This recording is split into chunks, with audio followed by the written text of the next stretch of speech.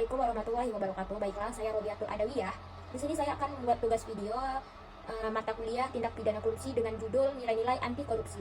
Baiklah, di sini saya akan menjelaskan dua pembahasan, yaitu nilai-nilai anti korupsi dan prinsip-prinsip anti korupsi. Dan di sini saya akan menjelaskan apa itu nilai-nilai anti korupsi. Korupsi harus dipandang sebagai kejahatan luar biasa extraordinary crime, sehingga memerlukan upaya luar biasa pula untuk memberantasnya. Upaya pemberantasan korupsi terdiri dari dua bagian besar, yaitu penindakan dan pencegahan. Kedua upaya tersebut tidak akan berhasil optimal jika hanya dilakukan oleh pemerintah atau aparat penegak hukum saja, tanpa melibatkan masyarakat. Salah satunya, dunia pendidikan diharapkan dapat berperan dalam pencegahan korupsi sejak dini. Pasal 2 Undang-Undang Nomor 30 Tahun 2002 menyatakan bahwa KPK memiliki kewenangan untuk menyelenggarakan program pendidikan anti korupsi pada setiap jenjang pendidikan. Pencegahan korupsi melalui dunia pendidikan dapat diterapkan melalui pencegahan karakter atau nilai-nilai dan prinsip anti korupsi. Anti korupsi adalah semua tindakan, perkataan, dan perbuatan yang menentang korupsi dan segala macam bentuk tindakan merupakan proses yang panjang sehingga efeknya juga dirasakan lebih lama. Ia akan terasa ketika anak-anak mendapatkan pendidikan ini sudah besar dan mengambil peran sosial serta berada pada institusi sosial tertentu untuk secara bersama meruntuhkan sistem budaya korupsi. Baiklah, di sini saya akan menjelaskan tentang nilai-nilai anti korupsi. Yaitu nilai merupakan kualitas standar atau berlaku, sedangkan anti korupsi adalah semua tindakan, perkataan, atau perbuatan menentang korupsi dan segala macam bentuk proses habituasi. Nilai-nilai anti korupsi merupakan upaya preventif dalam memusnahkan kejahatan korupsi. Nilai-nilai yang harus diupayakan terwujud dalam kehidupan sehari-hari. Sebagai habitat tersebut, di antara lain nilai-nilai yang terkandung dalam pendidikan anti korupsi, yaitu ada nilai jujur, peduli, mandiri, tanggung jawab, sederhana, berani, dan adil, yakni mendisiplinkan diri selaku berkata jujur, benar-benar mengemban tanggung jawab dalam melakukan kegiatan apapun, tidak mencoba untuk berbohong kepada siapapun, termasuk kepada keluarga, tetangga, sekitar sekolah, sampai dengan pekerjaan. Komisi Pemberantasan Korupsi (KPK) telah merilis 5 integritas yang diharapkan dapat mencegah terjadinya anti korupsi. Yang pertama, adanya kejujuran.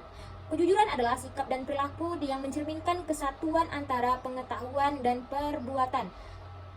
Menurut Sugono, kata jujur dapat didefinisikan sebagai lurus hati, tidak berbohong, dan tidak curang.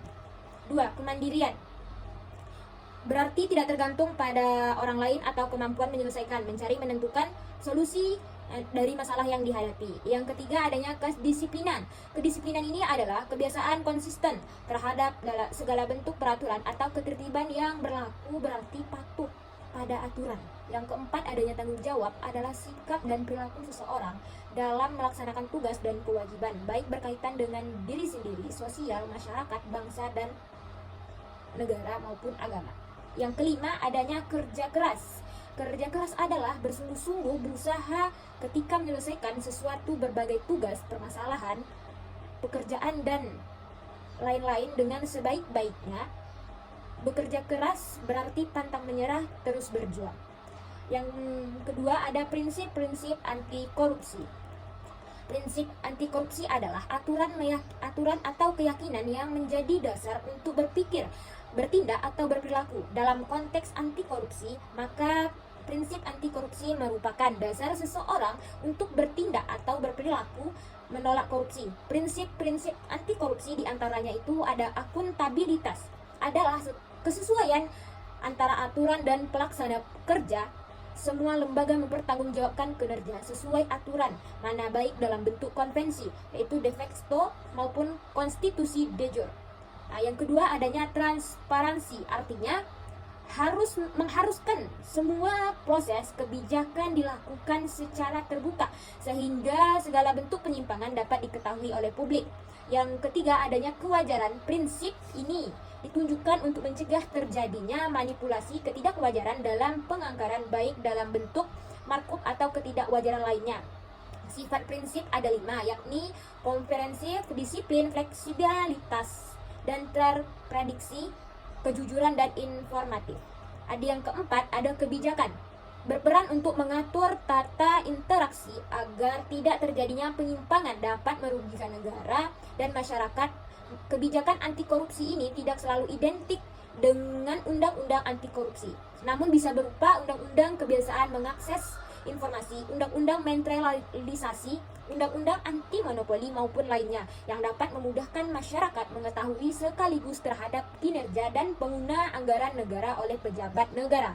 Yang kelima, ada kontrol kebijakan, merupakan upaya agar kebijakan yang dibuat betul-betul efektif dan mengeliminasi semua bentuk korupsi.